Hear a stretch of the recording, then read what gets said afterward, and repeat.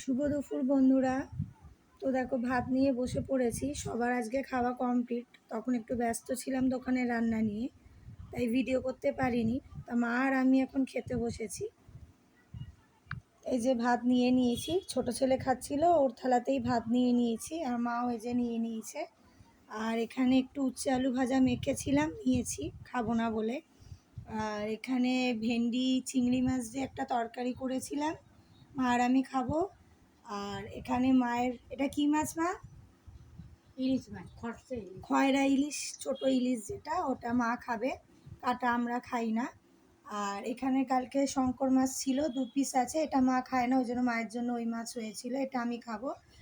আর এখানে দেখো কালকে দোকানে চিকেন রয়ে গেছিলো, লাভিক এটা দিয়েই খেয়েছে, আর শঙ্কর মাছ দিয়ে খেয়েছে, সব গরম করে নিয়েছি। আজকে এই রান্না করেছিলাম, আর বেশি কিছু করিনি। তো চলো খেয়ে নিই।